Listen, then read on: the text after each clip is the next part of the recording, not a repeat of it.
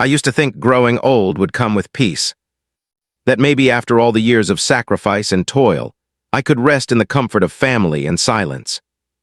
I was wrong. There's no silence when you live with people who resent your presence, only a different kind of noise. My name is Mai. I'm 73 years old and I live, or rather, lived, with my son Hung and his wife Trang in a modest home in the outskirts of the city. I moved in with them 5 years ago after a minor stroke made it difficult for me to live alone. At first, they said it was no problem, that I'd raised Hung with love, and they'd take care of me in return. But things changed fast. Love has a way of becoming conditional in certain homes. Trang was never cruel outright, not in the beginning. She'd serve my meals late, make passive comments, accidentally forget to wash my laundry. I noticed, of course, but I said nothing.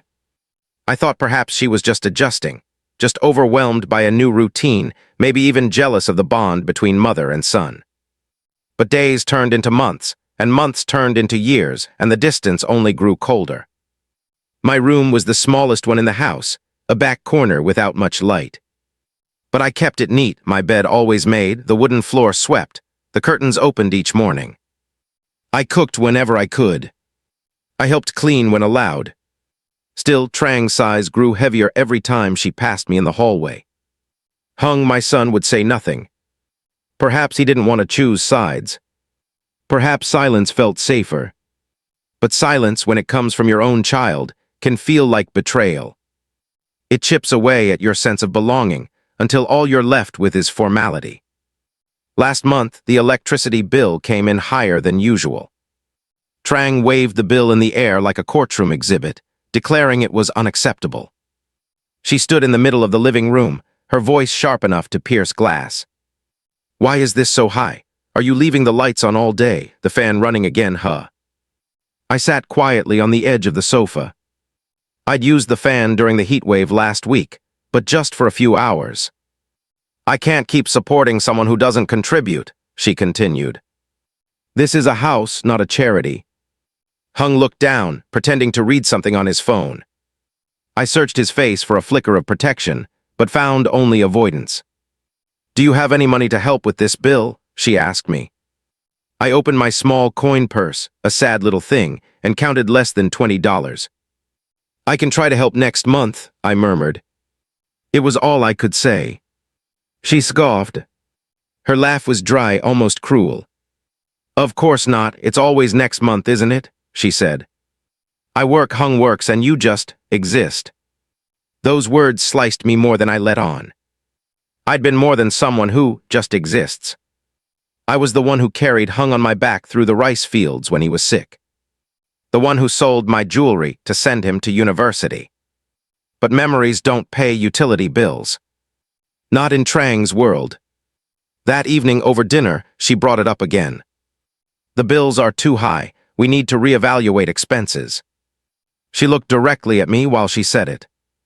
And suddenly, the air at the table grew thick with unspoken decisions. "We might need to make some tough choices," she added. "Maybe it's time you stayed with some relatives for a while." My chopsticks trembled in my hands. I set them down gently. "I have nowhere else to go," I said. My voice was steady, but my heart thudded in my chest like a warning drum. "I'm sorry, but we can't keep doing this," she said. "You're a burden and it's not sustainable."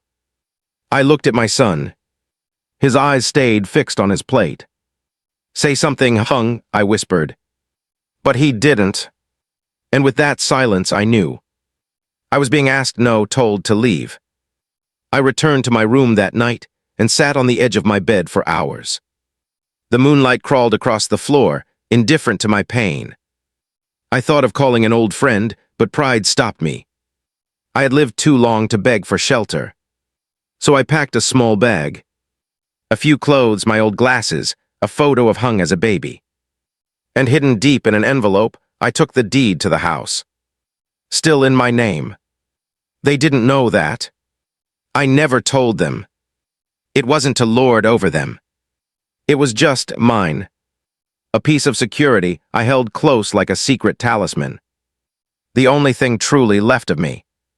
As the sun rose, I stepped out quietly. No one woke. No one noticed. No one cared. I left behind my slippers, my comb on the nightstand, the scent of Vicks still lingering in the hallway.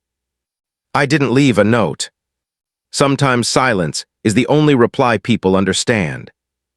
I walked 3 blocks until I reached the bus stop. The city was waking up around me, unaware. A mother with a stroller, a jogger, a dog barking at pigeons. I clutched my bag and sat on the bench. And for the first time in years, I cried.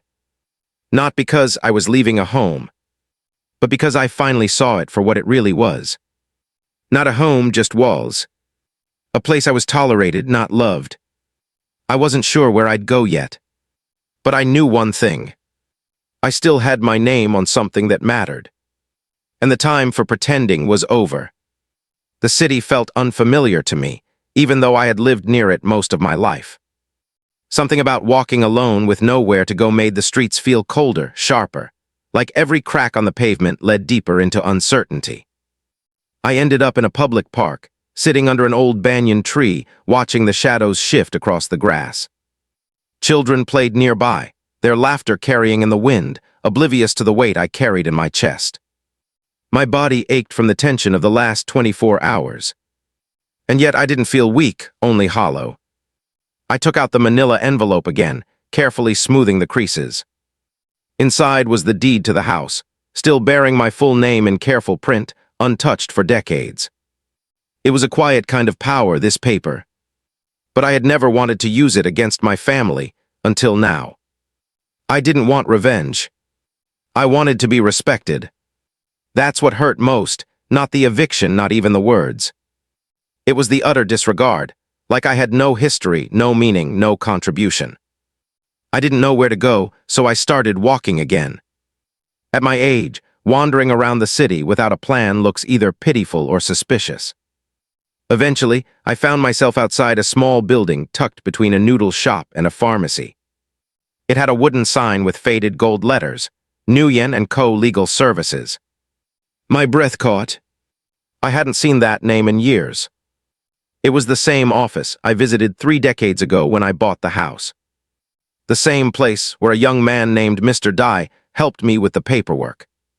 I stepped inside, unsure if anyone would even recognize me.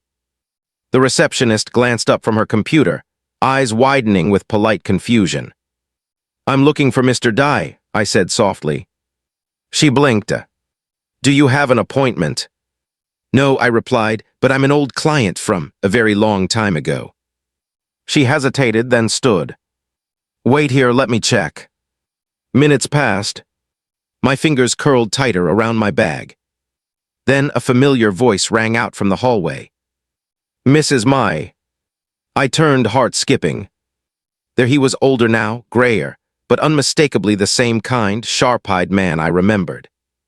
"Mr. Dai," I breathed. He smiled warmly and extended his hand.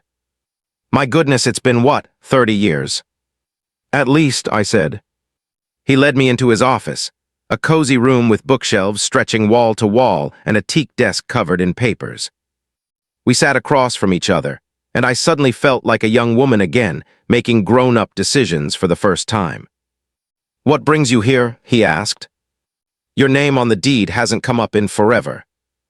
I pulled the document from my bag and placed it gently on the desk. "I need to update some things."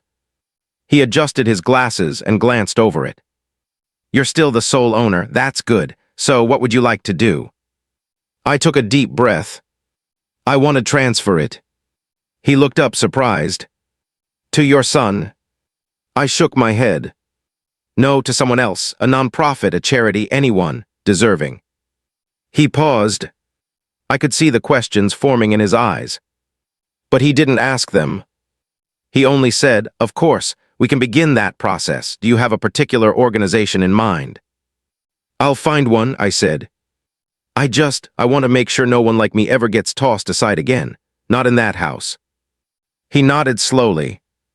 There was something different in his gaze now, a mix of professional concern and human sympathy. "I can help with all of it," he said. "And it'll remain private. Your name will come off quietly. They won't know until it's done." Good, I said. I don't want drama, just peace.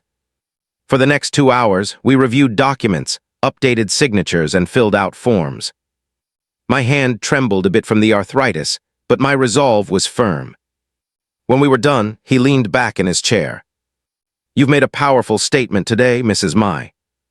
I'm not trying to make statements, I replied. I'm just tired of being invisible. He looked at me with a gentleness I hadn't felt in a long time. Would you like me to recommend a shelter or temporary housing while we finalize this? I hesitated. Then I remembered a small temple on the edge of town, where I once volunteered in my 40s. They used to let the elderly rest there, I murmured. I think I'll go back and ask. He offered to drive me, but I declined. I wanted to walk, to feel the weight of this day, step by step. When I arrived at the temple by dusk, the scent of incense and frangipani filled the air. A young monk opened the gate, surprised to see someone like me at this hour. I'm not here for offerings, I said. Only shelter for a while. He nodded and led me to a quiet guest room, sparsely furnished but clean and cool. I thanked him, bowed respectfully, and finally, for the first time in what felt like days, closed my eyes in silence. I slept deeply that night. Not because I was comfortable, but because my spirit finally felt unburdened. The next morning, I went to a small internet cafe and searched for charities that supported elderly women. I found one that focused on safe housing for abused mothers and widows. Perfect. I called them and made an appointment for the following week. Meanwhile, back at the house, I imagined how life was continuing. Trang likely thought she'd won. She'd probably taken over my room already. Maybe moved in a vanity or thrown away my kettle. I wasn't bitter. Not really. I was past that now. But I hoped with a strange, solemn wish that the silence in that house would begin to sound different. Hung might start to notice it too. The absence of the woman who made him ginger tea when he was sick. The missing steps that used to echo softly from the hallway every morning. The hand that used to brush lint off his shirt before work. He would feel it eventually. Not immediately, but in the quiet moments, the ones no one else sees. And when the official letter arrived, when the new owners came, and when they had to vacate, then maybe they'd understand. But by then, I would be far away. And I would not be waiting for apologies. Just peace. Just dignity. The morning I handed the final documents to Mr. Dai, something inside me settled. It wasn't pride, and it wasn't revenge. It was the quiet stillness of finally making peace with my own worth. The charity I chose was called Haven Grace Foundation. They provided transitional homes for elderly women who had been neglected, abandoned, or emotionally abused. It struck a chord, because in many ways I was no longer just a mother or a widow. I was one of those forgotten women. The organization accepted my offer with more gratitude than I'd expected. They even offered me a small studio room in one of their facilities while they completed renovations on my former home. I declined the offer. I didn't want to live in a version of my past. Instead, I continued staying at the temple, sweeping leaves in the courtyard each morning, helping to prepare rice, folding laundry for the monks. The rhythm of it was soothing, like breathing for the first time in weeks. On the third day of my stay, one of the young monks handed me a letter. It was from the charity's lawyer, confirming that the final ownership transfer had been registered and sealed. In 7 business days, the current tenants, Hung and Trang, would receive an official notice to vacate the property. It would be followed by legal action if ignored. The letter didn't fill me with glee. I didn't dance or celebrate. Instead, I sat on the temple steps with the letter in my lap and cried quietly. Not for them, but for me. For the version of me that waited for love that would never be given. For the woman who hoped silence would earn respect. The monks didn't ask what the tears were for. They just continued with their chores, giving me space to feel the weight of decades unwind. Meanwhile, back at the house I once called home, things were beginning to unravel. Trang had already started acting like the queen of her castle. She had replaced my kettle, thrown away my collection of tea tins, moved Hung's gaming console into what used to be my room, repainted the walls, but her kingdom was built on sand, and the tide was coming in. The official letter arrived on a Thursday morning. It was placed in their mailbox like any other piece of mail, tucked behind an ad for frozen dumplings and a bank statement. Trang opened it with barely a glance, her coffee still warm in her hand. But as she read the contents, her brow furrowed. Hung was still upstairs, brushing his teeth when he heard her yell. "Hung, come down here right now." He stumbled down the stairs half-dressed, toothbrush still in hand. "What is it?" She shoved the letter at him. He read slowly, confusion spreading across his face. What does this mean? Is this a scam?" Trang snatched it back. "It has the seal of the city registry. This is real." They stared at each other in disbelief. "Who the hell is Haven Grace Foundation?" she snapped. Hung reread the line that mentioned, "Transfer of property from original owner, Mai Nguyen." His face drained of color. "Wait, is this Mom's name? I thought you said your mom gave you this house." I never said that," Hung stammered. "I just assumed. We lived here after the wedding. She never asked for rent." "She owned it this whole time," Trang shrieked. "And she never told us." Hung was speechless. The paper trembled in his hand. There in bold letters was the cold truth. They had no legal claim to the house. It had always been hers. Trang stormed into what was once my room, pacing like a trapped animal. "She planned this. She planned the whole thing." "No," Hung said softly. "She didn't. We pushed her out." Trang whirled around. "Don't start getting sentimental now." "I'm not," he replied. "But we didn't treat her right." He thought back to the last week, to the sound of her door closing one final time, to how quiet the house had become since she left, to how empty his mornings felt without her humming in the kitchen. He picked up the phone and dialed her number. It rang 4 times before it went to voicemail. "Mom, it's me. Please call me back. I didn't know, I'm sorry." He hung up and stared at the blank screen. Trang stood frozen in the doorway. "Well," she asked. "She's not answering." "Of course not," Trang snapped. "Why would she? We humiliated her." Hung sat down on the edge of the couch, suddenly feeling all 35 years of his life hit him like a storm. "I should have said something." "You should have done a lot of things," Trang muttered. Her tone was no longer angry, just bitter cornered. She picked up the letter again, scanning the details. "We have 7 days." Hung nodded. "I know." "And then what?" "Then we leave." She laughed dryly. "You're just going to give up." "It's not our house," he said firmly. "It never was." Later that evening, he tried again to reach me. He called 3 times, left 2 voicemails, each one more apologetic than the last, each one filled with memories I had long buried.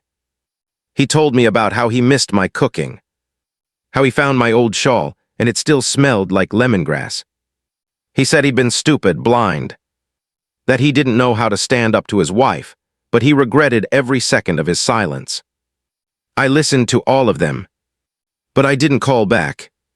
I needed him to sit with the silence for once, to feel how heavy it could be. Trang, on the other hand, began scrambling, calling realtors, looking for apartments. Each option was smaller, pricier, less convenient. The panic in her voice grew sharper with every call. "This is a nightmare," she muttered over dinner. "We're going to be living in a shoebox because your mother couldn't pay a damn electric bill." But Hung didn't respond. He had stopped defending her days ago. Now he just stared at his plate in silence. The same silence he used to give me. 7 days. That was all they had. 7 days to pack up years of memories, assumptions, and entitlement. 7 days to face a truth that had always been printed, right there on the deed. And at the end of those 7 days, I would be watching, not from bitterness, but from a distance they had created. A distance that now, finally, had meaning. On the 8th day after the letter was delivered, The doorbell at my old home rang with a sharp finality. Hung opened the door to find a calm-looking woman in a charcoal suit, holding a black briefcase and an envelope with a gold seal. "Mr. Nguyen," she asked, glancing at the clipboard. "I'm here on behalf of Haven Grace Foundation regarding the property transfer." He nodded silently, stepping aside to let her in. Trang remained on the couch, her arms folded, her face tense with quiet fury. "My name is Ms. Fan," the woman continued as she placed the envelope on the coffee table.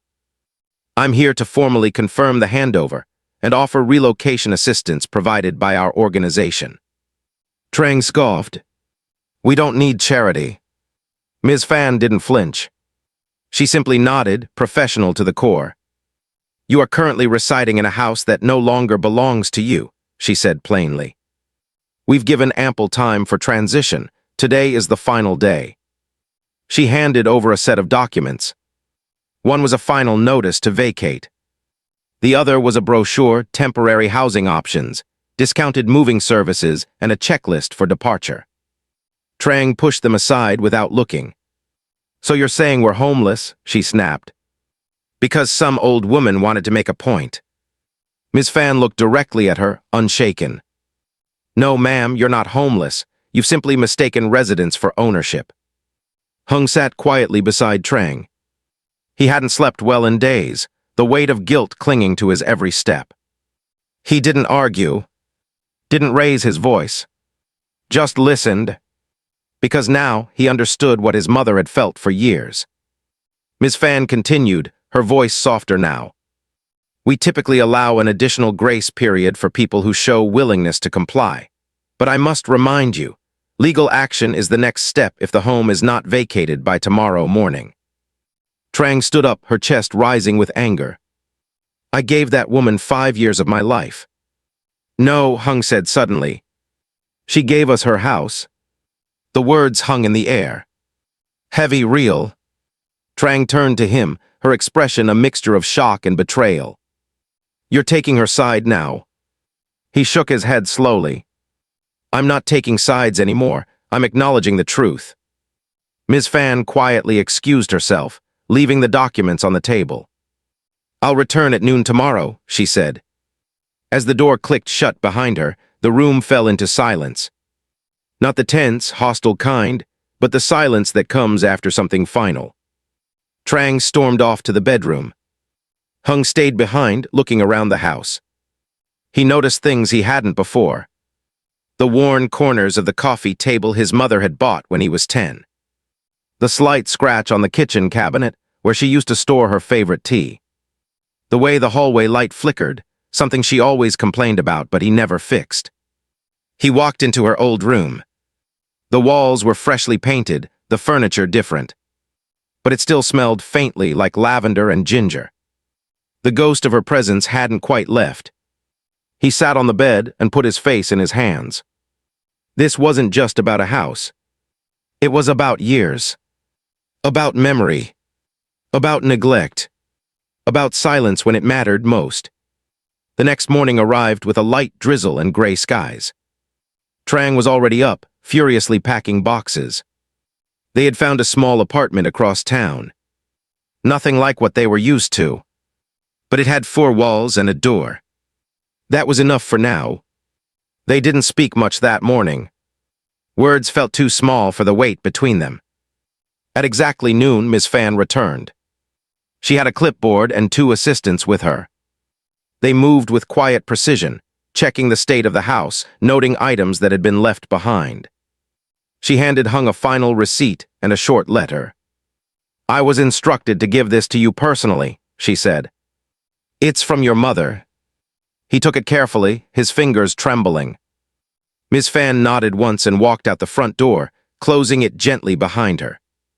Trang disappeared into the car, refusing to look back. Hung remained on the porch for a few more minutes.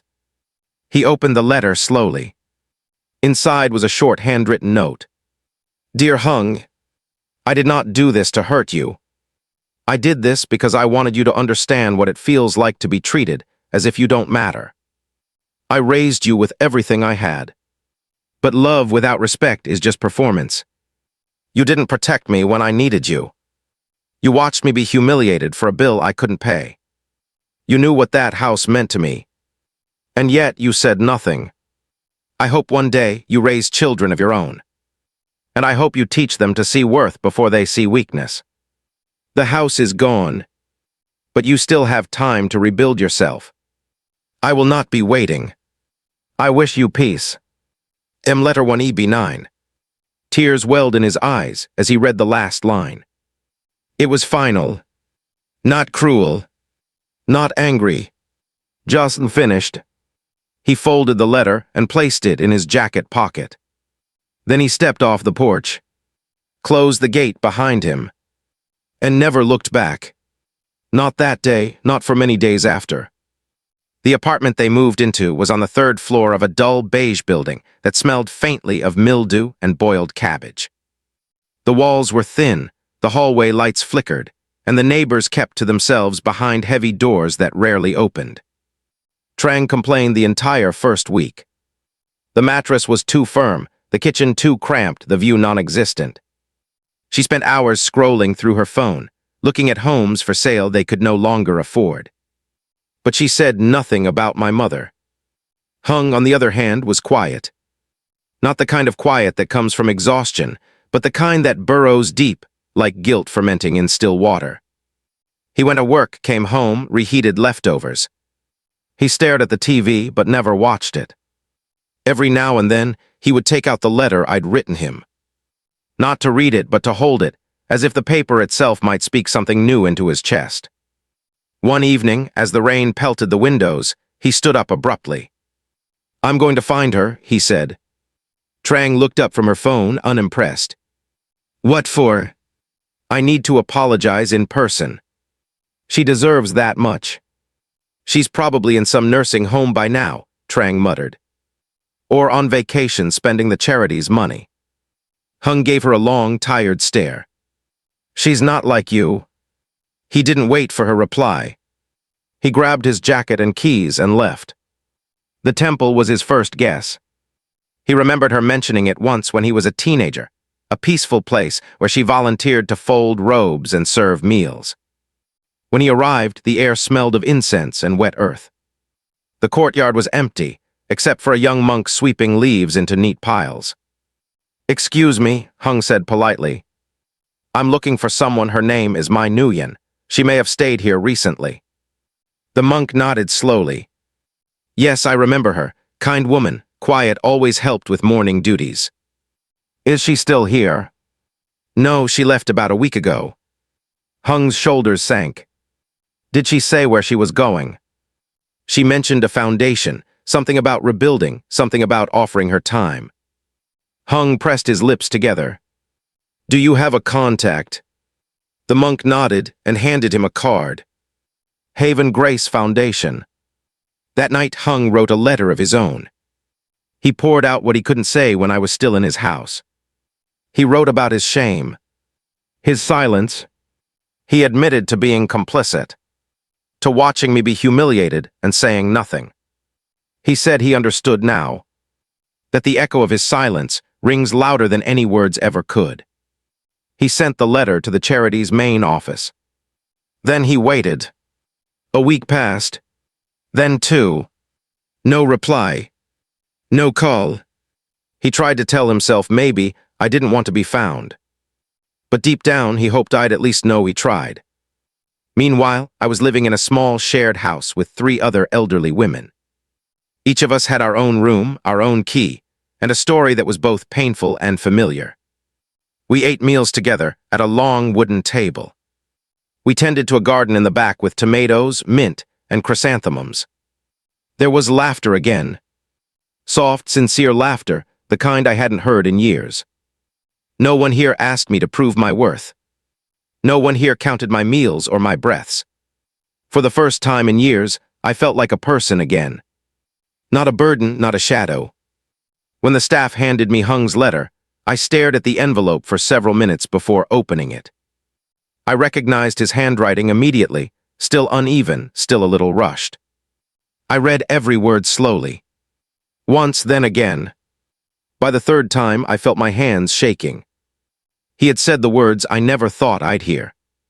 I failed you, Mom. I stood by and let them erase you. Tears rolled down my cheeks. Not from sadness, but from the strange feeling of being seen again. I didn't reply right away. Some wounds need to breathe before they begin to heal. Instead, I called Ms. Fan. I want to visit the house, I said. She paused. Are you sure? Yes, I replied. I need to see it one last time, empty. She arranged it. 2 days later, I stood in front of the house I had once built brick by brick with hope. It looked smaller somehow. Lonelier. Inside, it smelled like paint and air freshener. All traces of Hung and Trang were gone. But I saw the ghost of my memories in every corner. The way the sunlight hit the dining table at noon. The tiny crack in the tile near the sink. The place on the wall where I used to hang my calendar. I walked from room to room, touching nothing, just breathing it in. This place had seen love, then indifference, then grief. And now maybe rebirth.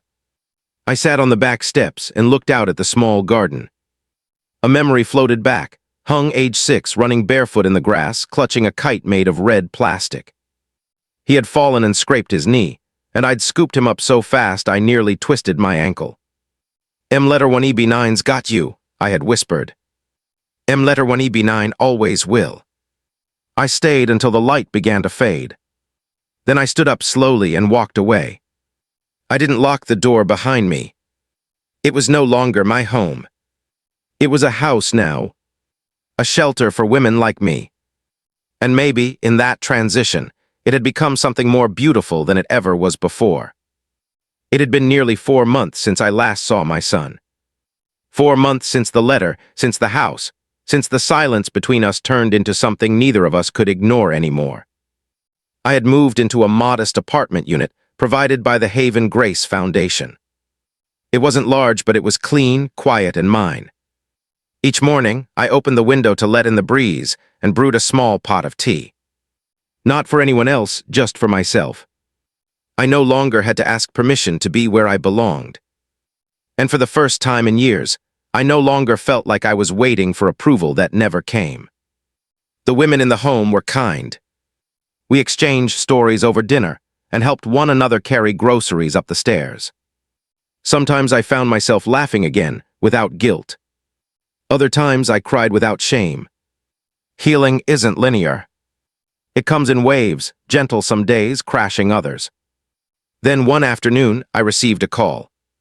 It was from the front desk of the foundation. There's someone here asking to speak with you, the woman said. He says he's your son. I froze. The words echoed louder than I expected. Does he look okay? I asked. Just tired, she said gently. I told them to let him in. I didn't know what I was going to say, but I knew I didn't want to run anymore. A few minutes later, I heard a knock on my door. When I opened it, there he was, Hung. He looked older than I remembered. Not in years, but in weight. He was holding a bag of groceries in one hand and a bouquet of yellow chrysanthemums in the other. The same flowers he used to pick for me on Mother's Day when he was little. Hi, Letter 1EB9, he said softly. His voice cracked, like it wasn't used to speaking gently anymore. I stepped aside. He entered the room slowly, like someone unsure whether they were welcome or not. We sat across from each other. No one spoke for several seconds. Finally, he reached into his coat and pulled out the same letter I had written him. I've read this every day, he said. I deserved it, every word. I nodded but said nothing. I've been seeing a counselor, he continued. I needed to. I realized I kept repeating the same silence with Trang that I gave you. She moved out last month. She said she couldn't be with a man who kept looking backward. He offered a tired, sad smile. I don't blame her. I looked at the bouquet. The petals were a little bruised from the wind, but they still held their shape. You used to pick those from the front yard, I said. You always chose the ones that looked like the sun. He exhaled, a breath he didn't realize he was holding. I didn't come here to ask for anything. I came to say thank you. For everything, even the part that hurt. I studied his face. The lines at the corner of his eyes, the small scar on his chin from when he fell off his bike. He wasn't a boy anymore. And maybe, finally, he wasn't blind either. You hurt me, I said calmly. He nodded. And I forgave you long before I ever wrote that letter, I added. But I needed you to know why it mattered. He wiped his eyes quickly. I know now. There's not a day that goes by I don't wish I'd spoken up. Even once. We sat in silence again. But this time it wasn't cold. It was the kind of silence that holds room for understanding. The kind that mends slowly without pressure. He took the groceries to the kitchen and unpacked them. Tofu, mushrooms, bok choy, jasmine rice. I remembered what you liked, he said without looking up. We cooked together. The rhythm was familiar, not quite easy but not uncomfortable. Over dinner, he asked about the other women in the home. I told him stories, about Ms. Land's obsession with K-dramas, about Mrs. Thai's mischief during bingo nights. He laughed, and for a moment, it felt like we were just two people, no roles, no history, just mother and son sharing a meal. When he left, he stood at the door for a long time. I'd like to come back next week if that's okay, he said. I didn't answer right away. Then I nodded. Bring more rice, I said. We'll make chi for dessert. He smiled through watery eyes. Yes, letter 1EB9. As he disappeared down the hallway, I stood by the door and closed it gently. Not out of distance, but because for once I knew it would open again. Weeks passed and he kept coming back. Sometimes with groceries, sometimes with stories. He helped paint the community room with the other volunteers. He brought books for the shared library. Little by little, he earned his presence back.